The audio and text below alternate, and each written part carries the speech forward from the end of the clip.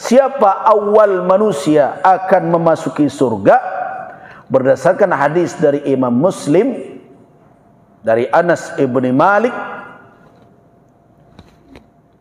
Rasulullah sallallahu alaihi wasallam bersabda, "Ati babal jannah yaumal qiyamati fa astafti."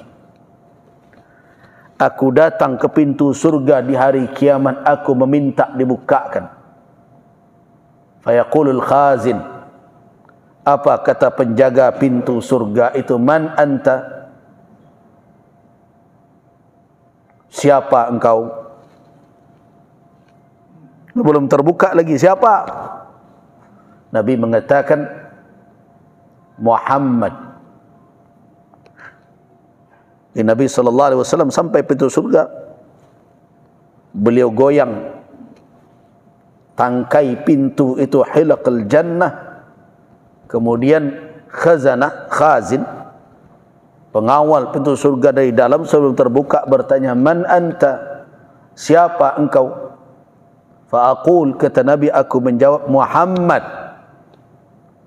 Ketika mendengarkan nama Muhammad, langsung fayaqul, apa kata pengawal pintu surga itu?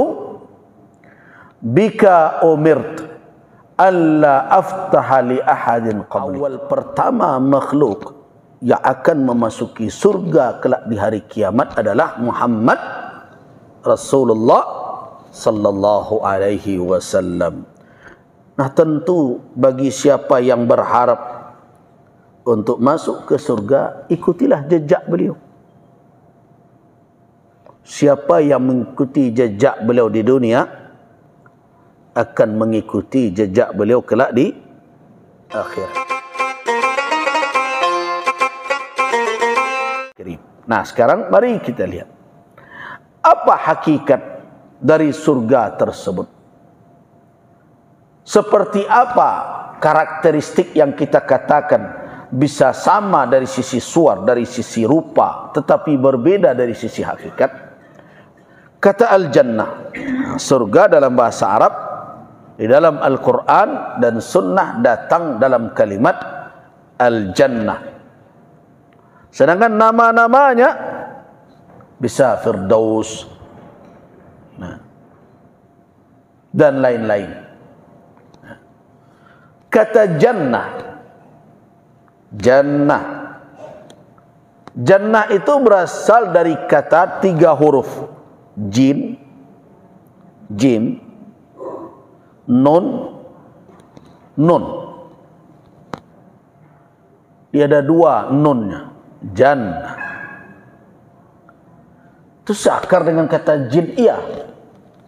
Satu akar kata, jinnun. Jannah, jim, nun. Nah, apa makna dari kata jannah itu? Asal katanya jin, nun tadi, maknanya as-sitir, yaitu tutup atau sesuatu yang tertutup. Nah, dari situlah juga nanti muncul kata janin. Tahu janin? Janin yang ada di rahim. Kenapa namakan janin? Karena dia tertutup, terbungkus, tidak terlihat secara nyata, zahir dari luar. Begitu juga dari situ akar katanya nanti, akar kata yang sama. Dari situ kata majnun. Apa arti majnun? Orang gila. Kenapa dia dikatakan majnun?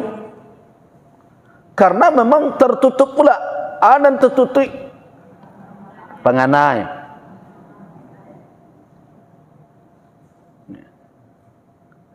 Dan begitu juga jin. Kenapa namakan jin? Karena dia tertutup dari pandangan manusia, sehingga kita tidak melihatnya. Nah, kenapa jannah itu disebut jannah dalam makna sitir, ketertutupan? Di antaranya alasannya hubungan antara jannah nanti dalam makna istilahi, makna definitif dengan makna lugawi, dinamakan dia jannah, ketertutupan itu artinya listitari ardiha bil asjar wal muruj, karena tanahnya itu, atau boleh dikatakan dasarnya tertutup oleh pepohonan yang rindang dan subur. Jadi tidak ada kegersangan di surga.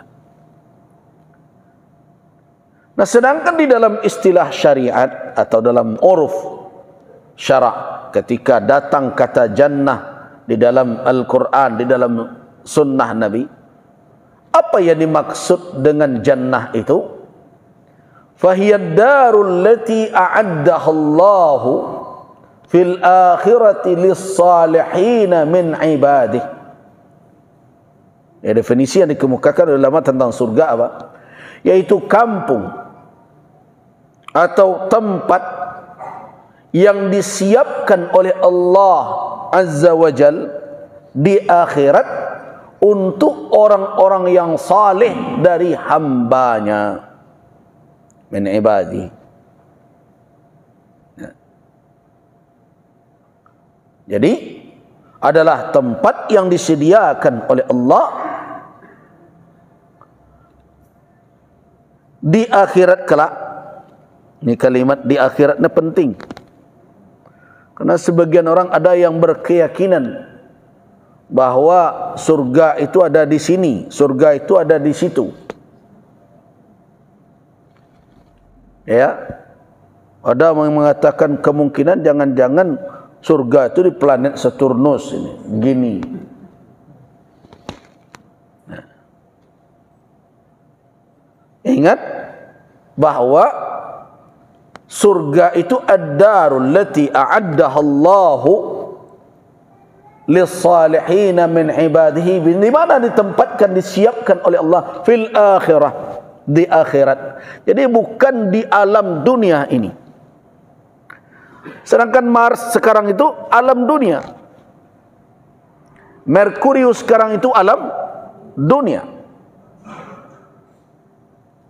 Jadi apa yang kita lihat sekarang ini, fenomena ruang angkasa dan berbagai macam itu masih dalam alam kehidupan duniawi. Nah, sedangkan surga itu fil akhirah, di alam akhirat, di mana manusia tidak berada lagi dalam alam dunia. Kalau nanti kalau ada pula sampai orang di Mars enggak ketemu surga, ingkar pula dia dengan surga. Padahal dijelaskan bahwa cerita tentang surga yang disiapkan oleh Allah untuk hamba-hambanya yang saleh itu adanya fil akhirah. Di mana ditempatkan di akhirat? Di mana ditempatkan? Ditempatkan oleh Allah jannah, surga itu fauqas sama'is sabi'ah, di atas langit yang ketujuh. Jadi ketika kita berbicara tentang langit, ada dua pengertian langit. Ada langit dalam pengertian duniawi, apa saja yang di atas kita langit, ya kan? Sejauh mata memandang langit, di balik itu langit-langit. Bahkan dan di atas lidah awak, ini langit juga. Tapi semua itu adalah langit dalam makna haisi duniawi. Sedangkan yang dimaksud dengan fauqas sama, di atas langit yang tujuh itu, fauqas sama as-sabi'ah, itu bermakna ukhrawi. Jadi kalau ada kita membicara tentang Isra dan Mi'raj, pernah ngaji Isra dan Mi'raj? Nabi naik dari langit satu sampai langit berikutnya. Apakah itu maknanya langit material yang kita lihat sekarang ini? Atau itu adalah langit dalam makna ghaib, dalam makna ukhrawi? Artinya Nabi SAW dibawa oleh Allah masuk ke alam akhirat.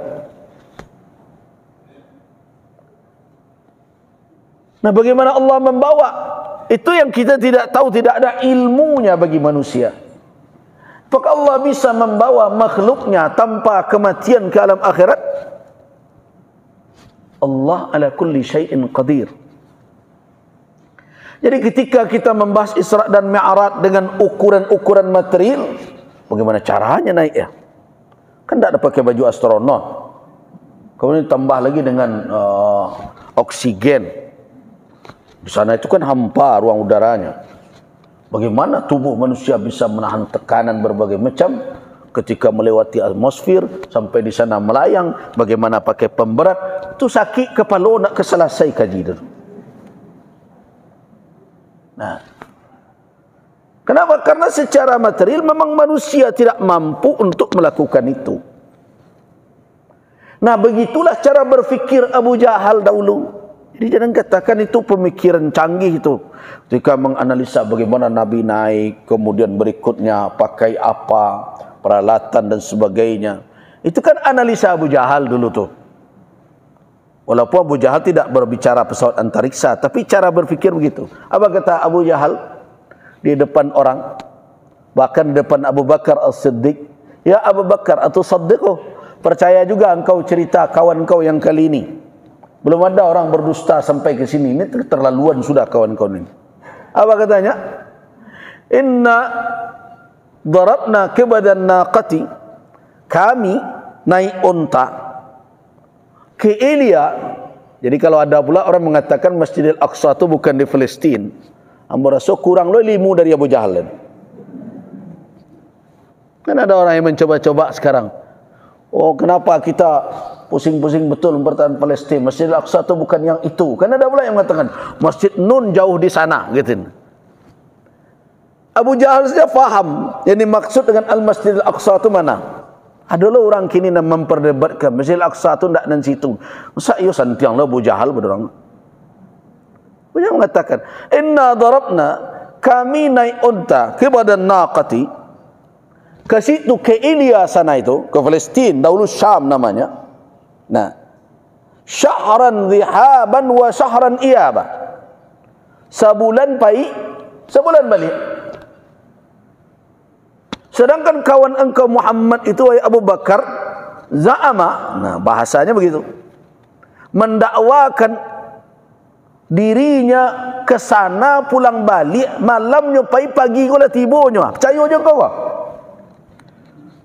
Kan dari sisi logika seorang manusia yang berfikir berdasarkan fakta-fakta material, kan itu tuh ceritanya. Kalau kini kan begitu canggih orang berbahasa. Fakta-fakta material, fakta-fakta di lapangan tidak memungkinkan seorang manusia yang punya kulit, punya tulang, punya darah, punya dagingnya, punya urat seperti itu hanya dalam semalam saja bolak-balik ke sana tanpa ada peralatan apapun. Tidak mungkin.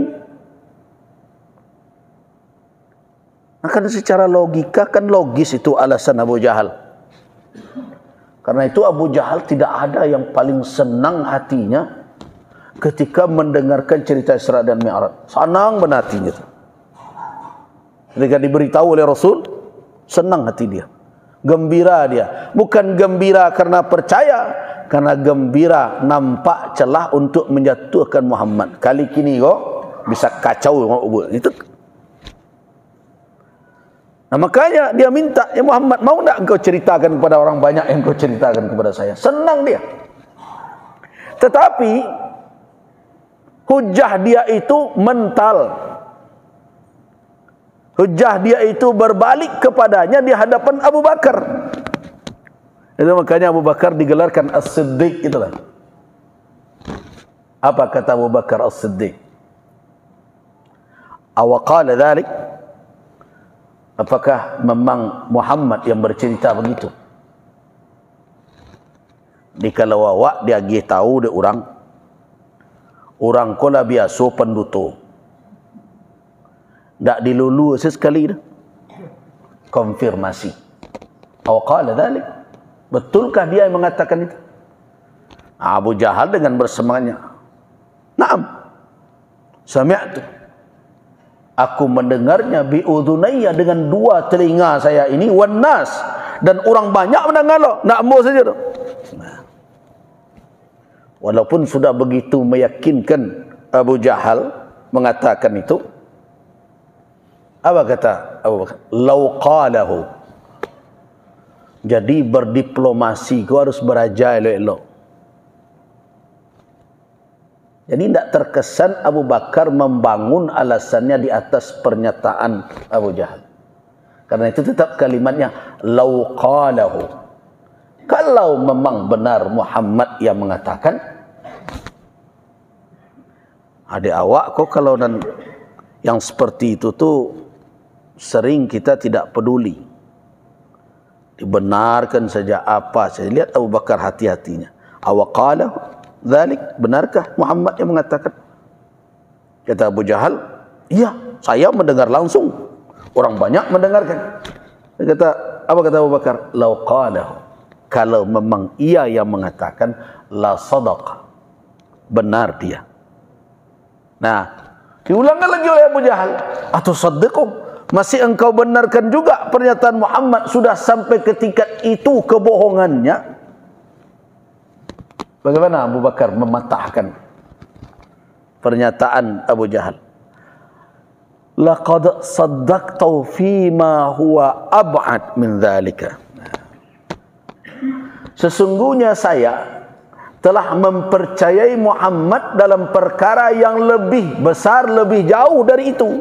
Itu ringan tu. Itu yang membuat terkejutnya Abu Jahal. Ab'ad min dzalik. Lebih jauh dari cerita engkau itu, lebih dari anak engkau ceritakan, lambo percayai apa lagi perkara itu. Apa itu?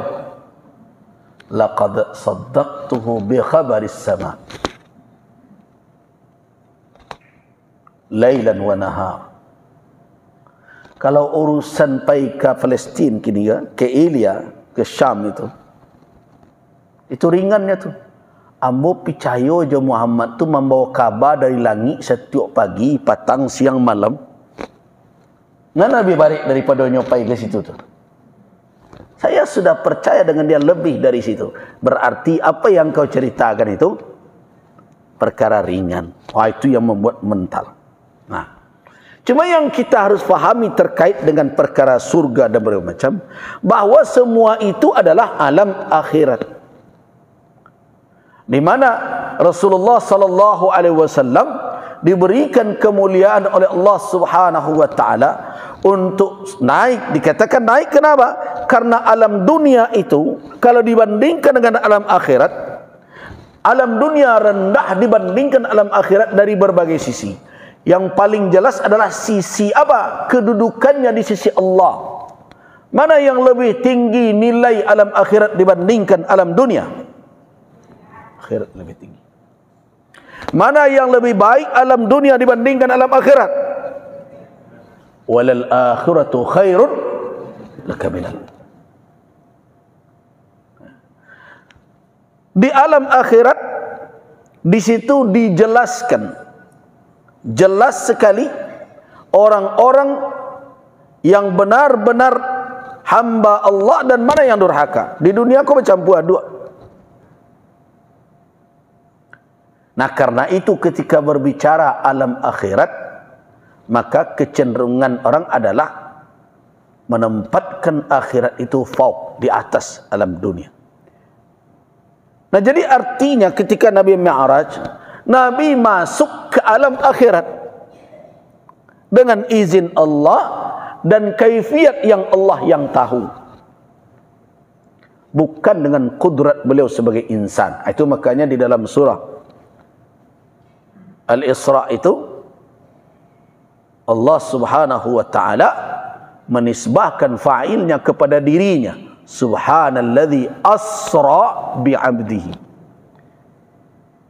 Maha suci yang telah memperjalankan hambanya. Siapa fa'il?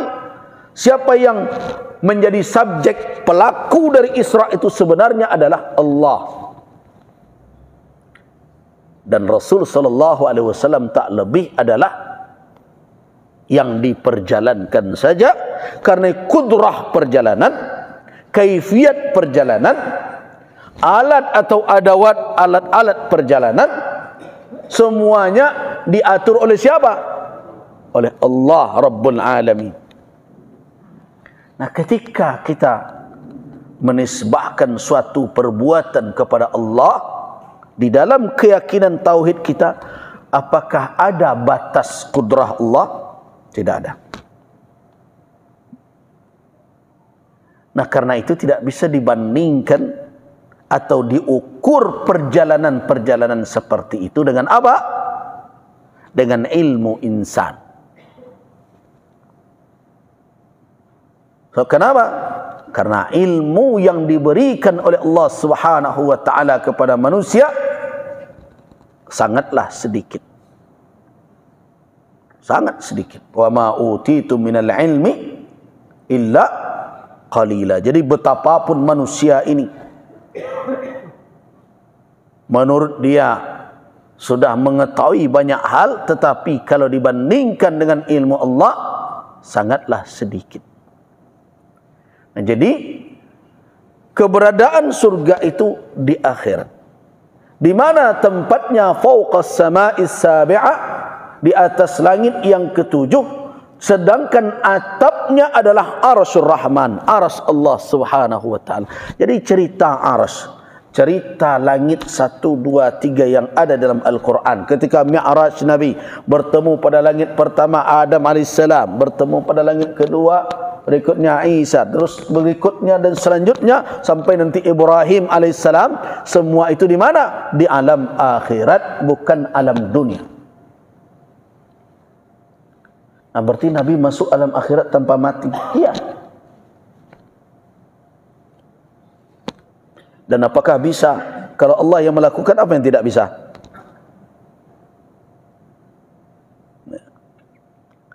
Jadi bukan mati dulu. Jadi tidak benar kalau ada yang mengatakan, ada pendapat yang mengatakan bahwa yang Mi'raj itu, yang Isra hanya ruh saja, badan Nabi tinggal di Makkah.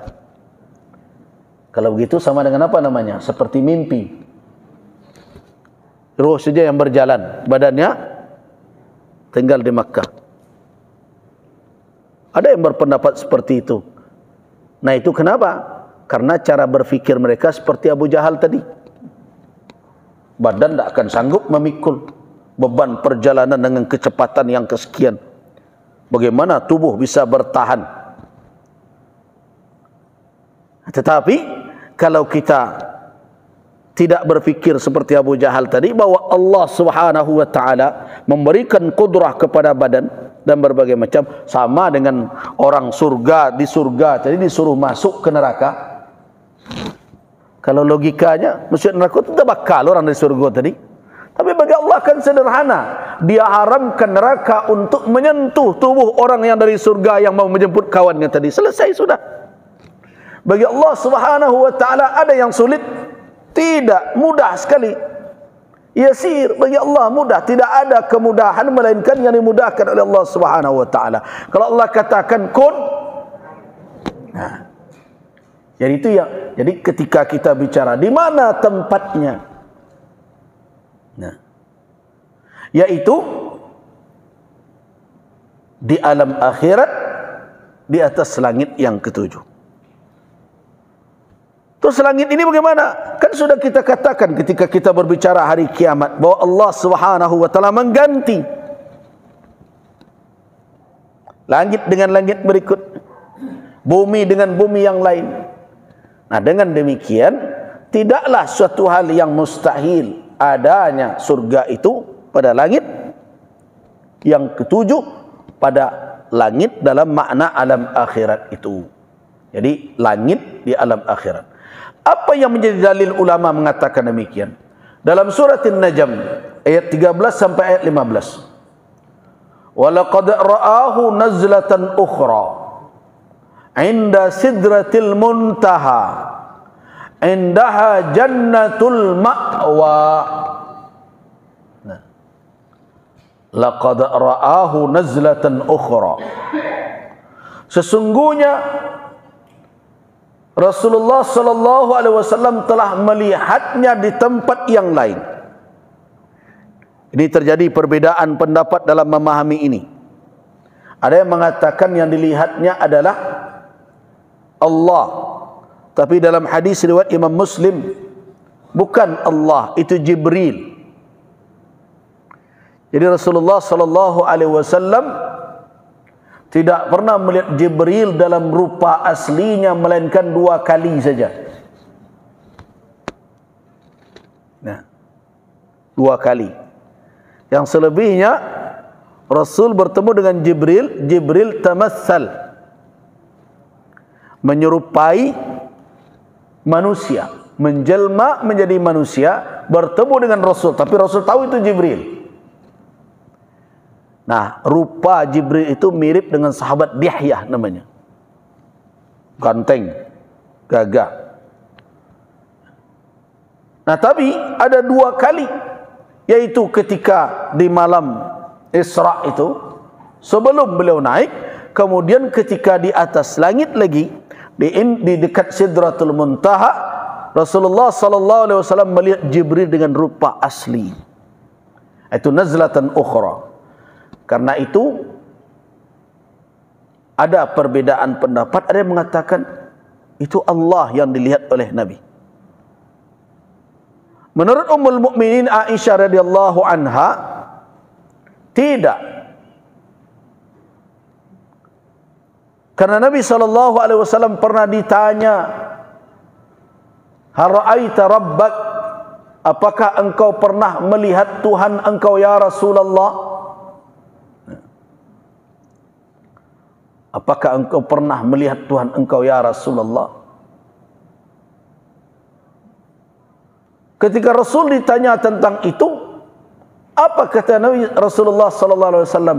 Anna arah. Bagaimana saya melihatnya? Anna arah. Nurun. Bagaimana saya akan melihatnya? Nur. Hanya cahaya saja. Al-Imam An-Nawawi ketika mensyarahkan hadis ini, apa yang dimaksud dengan nur yang terlihat oleh Nabi? Mengatakan bahwa nur itu adalah hijab. Hijab antara Allah dengan makhluk. Karena manusia tidak punya kemampuan untuk melihat zat Allah subhanahu wa ta'ala. Karena itu yang tampak olehnya adalah nur. Nur yang memancar, dan itu adalah hijab antara Khalik dengan makhluk. Anna ara nur. Bagaimana saya melihatnya? Nur. Anna ara. Ini hadis sahih dalam riwayat Imam Muslim dari Abi Dzar Al-Ghifari. Jadi terus apa yang dilihat oleh Rasul? Nazlatan ukhra, di tempat yang lain itu adalah Jibril. Di mana itu? Inda Sidratil Muntaha. Di sisi Sidratil Muntaha. Kemudian dan di dekat di sisi itu pula lah apa? Al-Jannatul Ma'wa. Surga tempat tinggalnya kelak adalah orang-orang yang salih di antara hamba Allah. Nah, itulah yang menjadi dasar bagi para ulama meyakini bahwa surga itu berada di atas langit yang ketujuh. Kenapa? Anna sidratal muntaha fawqa as-sama'is sabi'ah. Karena sidratul muntaha di atas langit yang ketujuh. Nah, terus kenapa dikatakan bahwa di atas surga itu adalah arsy Allah? Itulah yang menjadi atapnya. Itu ada di dalam hadis yang diriwayatkan Al-Imam At-Tirmidzi. Nah, dari Ubadah, Rasulullah sallallahu alaihi wasallam bersabda, fil jannati mi'atu darajah. Di surga itu 100 tingkatan. Ma baina kulli darajatain,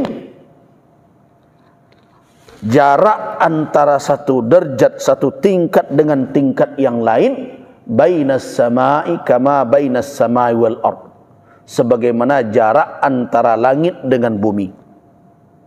Dia ada 100 tingkat. Wal firdausi a'laha, wal firdaus a'laha. Firdaus itu yang tertinggi. Jadi dari 100 tingkat itu yang tertinggi adalah firdaus.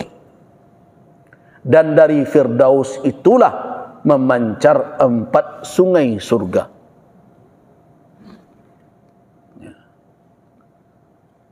Dan di atasnya kata Nabi, wa man faqaha min fawqiha, di atas itulah nanti arsyur rahman, arsy Allah yang maha pengasih. Karena itu kata Nabi, fa idza sa'altumullah, apabila kamu berdoa kepada Allah untuk meminta surga, fasaluhul firdausa, mintalah kepada Allah surga firdaus. Karena itu a'lal jannah. Itu dalam hadis yang diriwayatkan Imam At-Tirmizi. Nah, begitulah gambarannya bahwa surga berada di atas langit yang ketujuh di alam akhirat. Di situ ada Sidratul Muntaha, dan di situ juga di sisi Sidratul Muntaha itulah Jannatul Ma'wa. Bagaimana bentuk rupanya? Dia bertingkat-tingkat, berlapis-lapis. 100 tingkatannya. Yang tertinggi adalah Al-Firdaus. Jarak antara satu tingkat dengan tingkat yang lainnya seperti jarak langit dan bumi.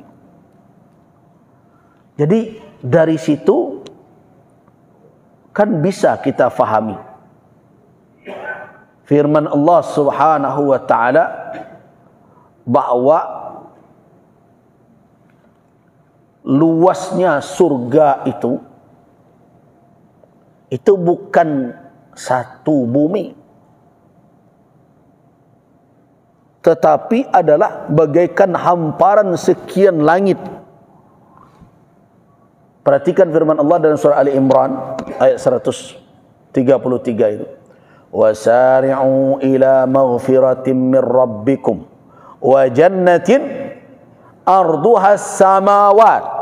Jadi bukan arduhas sama, tapi samawat. Bersegeralah kepada ampunan dari Rabbmu, segeralah menjangkau mendapatkan ampunan Allah, dan bersegeralah ke surga arduha, yang hamparannya seluas langit, bukan satu langit, as-samawat wal ard. Jadi karena itu ketika di dalam hadis diceritakan jaraknya, luasnya berbagai macam, bersesuaian dengan apa yang dikhabarkan oleh Allah di dalam Al-Quran, bahwa arduhas samawat itu baru satu jannah. Karena di dalam Al-Quran ayat 133 surah Ali Imran itu baru jannah.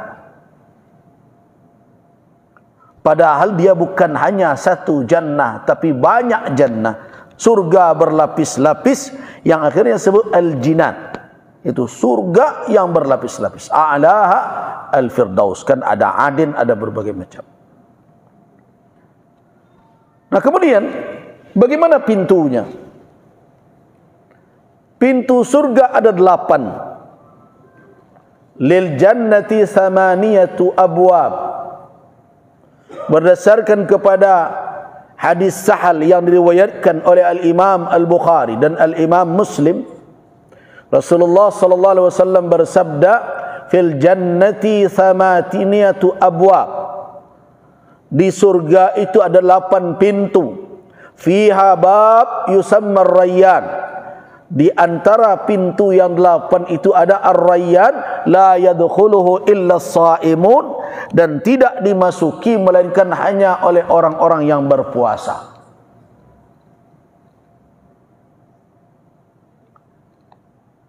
Kalau dia puasa ya, salat ya, banyak amalnya. Bagaimana nanti? Ya dia pilih mau dari pintu mana dia masuk. Kalau dia masuk dari Rayyan, diterima. Masuk dari pintu lain, diterima juga. Kenapa? Tuh tiketnya itu bypass, untuk mana saja boleh masuk. Dan repot tiket dan tak laku.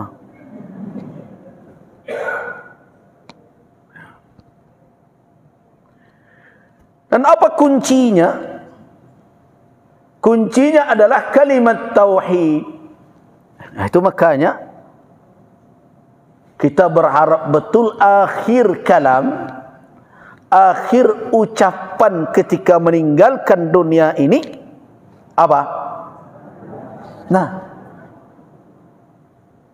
kenapa dianjurkan untuk begitu dan diberikan busyra, berita gembira bagi orang demikian? Karena memang itulah kunci pintu surga. Makanya tidak mengherankan kalau Nabi mengatakan, man kana akhiru kalamihi, siapa yang pada akhir ucapannya adalah kalimat la ilaha illallah, dakhalal jannah. Kenapa?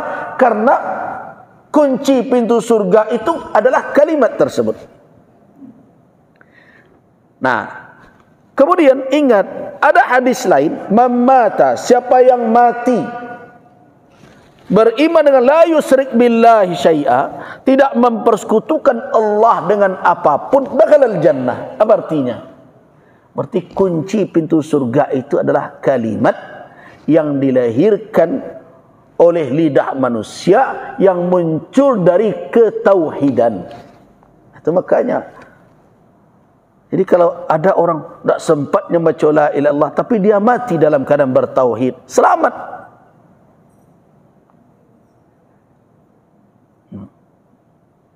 Dan sangat sulit orang mengucapkan kalimat tauhid kalau memang hatinya syirik.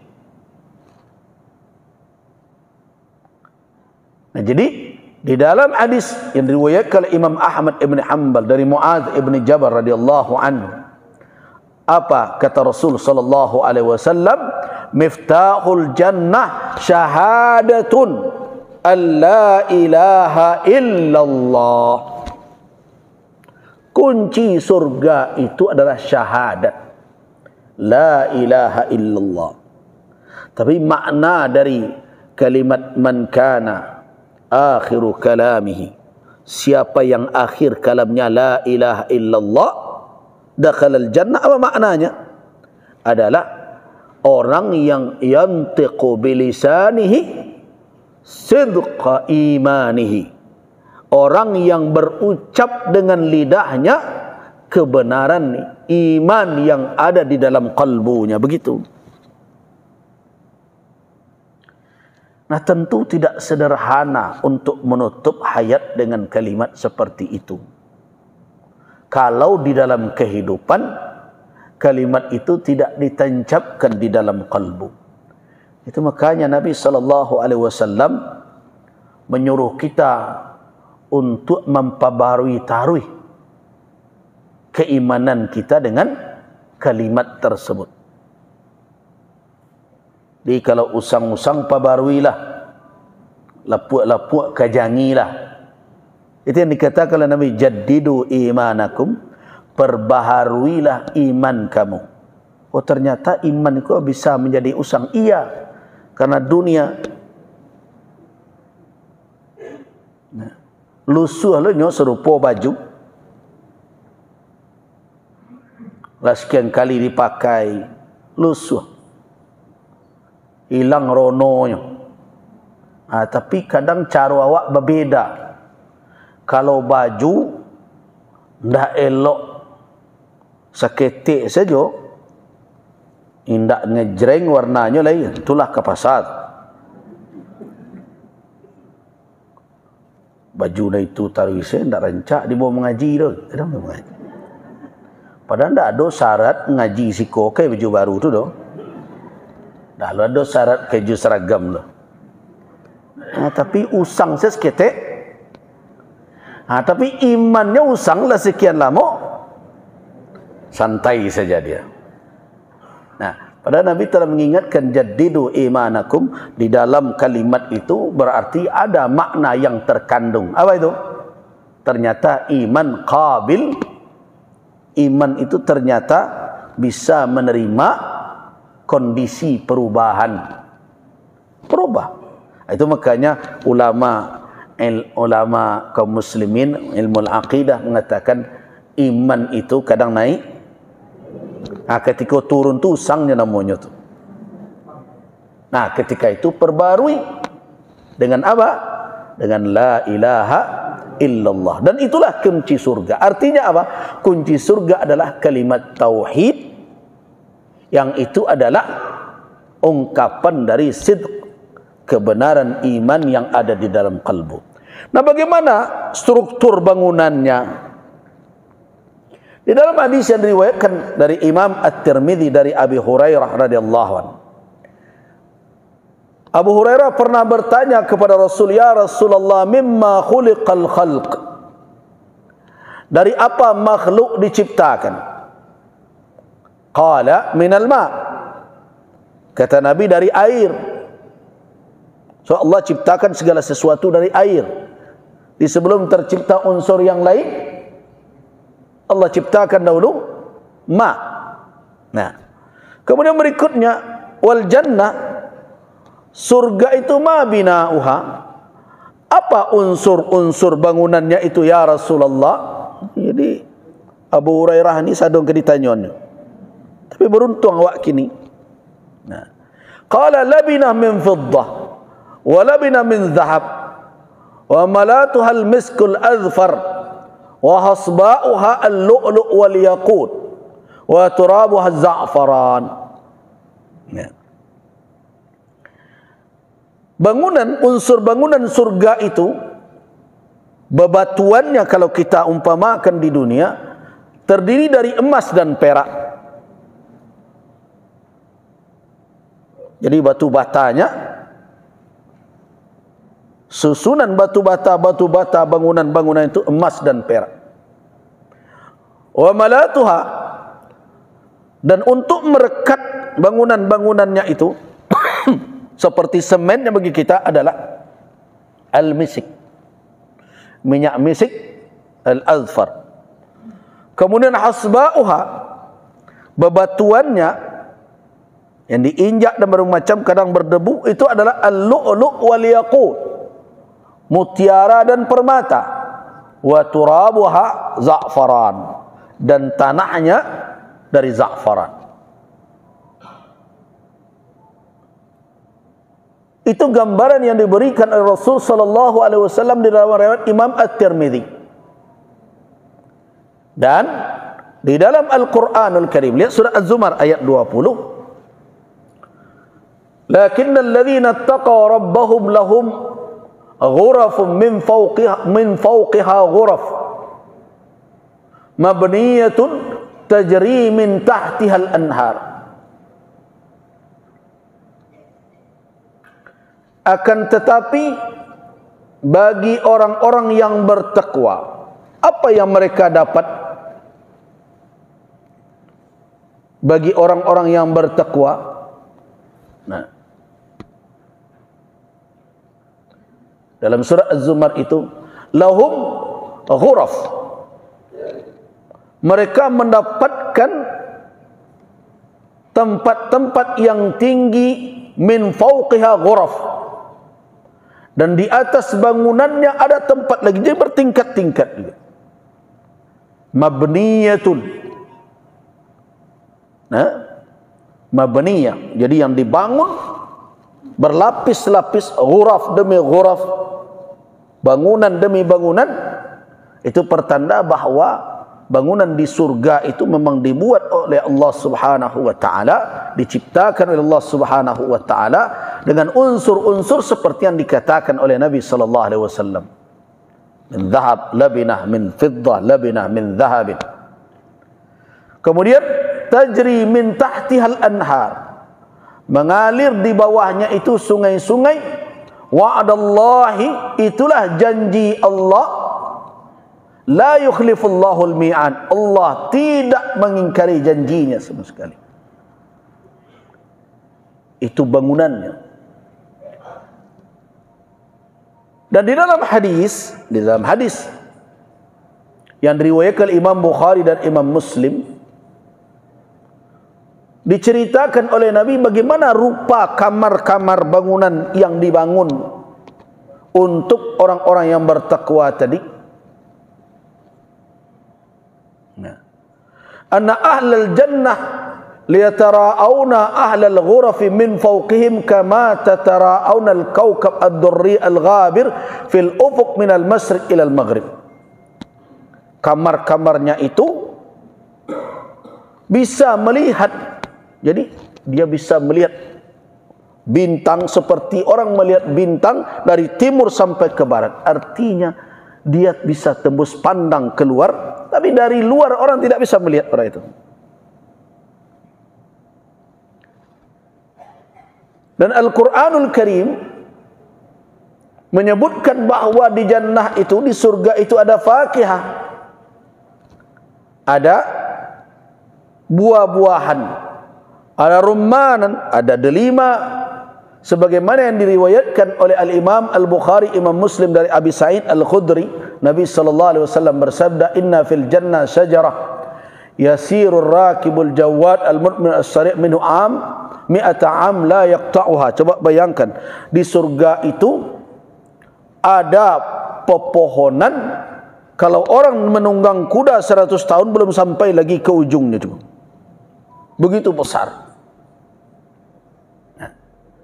Nah, itulah yang saya katakan tadi, gambaran-gambaran yang semuanya fauqal khayal, di atas khayalan. Jadi kalimat-kalimat yang muncul di dalam Al-Quran dan Sunnah adalah tashbihan, penyerupaan dalam bentuk suar, dalam bentuk gambaran, tetapi tidak ada orang yang tahu hakikat yang sebenarnya. Nah, jadi begitu kita memahami ma la ainun ra'at wa la udhunun sami'at wa ma khatara fi qalbil basar. Nah, siapa yang pertama masuk ke surga itu kelak? Ya jelas, yang awal masuk ke surga adalah Muhammad Rasulullah. Tak ada yang kedahulu dari beliau. Terus kenapa ada hadis Bilal bin Rabah itu ketika Nabi bermimpi, gambaran menunjukkan keutamaan amal. Itu yang kemudian menjadi dasar bagi orang sekarang salat sunat wudu kan gitu. Tapi kalau nanti di akhirat, siapa awal manusia akan memasuki surga? Berdasarkan hadis dari Imam Muslim dari Anas ibni Malik, Rasulullah sallallahu alaihi wasallam bersabda, "Ati babal jannah yaumal qiyamati fa astaftih." Aku datang ke pintu surga di hari kiamat, aku meminta dibukakan. Fayaqulul khazin, apa kata penjaga pintu surga itu? Man anta, siapa engkau? Belum terbuka lagi, siapa? Nabi mengatakan Muhammad. Nabi SAW sampai pintu surga, beliau goyang tangkai pintu itu, hilaqal jannah.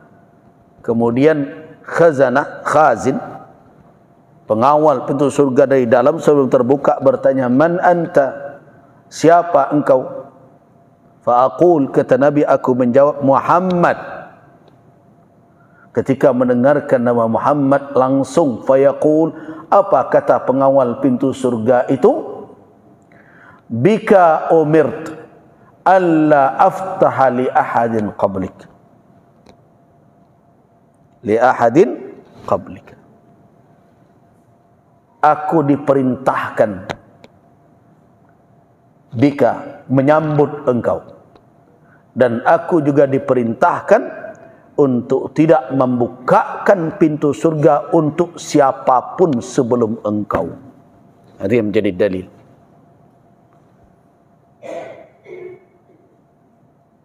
aku diperintahkan untuk menunggu engkau Muhammad, dan aku diperintahkan untuk tidak membukakan pintu surga ini untuk siapapun sebelum engkau.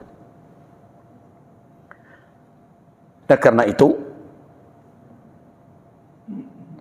awal pertama makhluk yang akan memasuki surga kelak di hari kiamat adalah Muhammad Rasulullah sallallahu alaihi wasallam. Nah, tentu bagi siapa yang berharap untuk masuk ke surga, ikutilah jejak beliau. Siapa yang mengikuti jejak beliau di dunia akan mengikuti jejak beliau kelak di akhirat. Ya, mudah-mudahan dan tentu kita berharap sungguh bahawa kita akan beliau terima kelak di haud, di telaga beliau, dan bisa minum dari air telaga itu sehingga tidak haus lagi selamanya, mendapatkan syafaat dari beliau dan masuk surga di belakang beliau, mengikuti beliau bersama umat beliau yang istiqamah menempuh jalan yang beliau bentangkan selama menjalankan tugas kerasulan beliau di dunia ini. Amin ya rabbal alamin. Kita cukupkan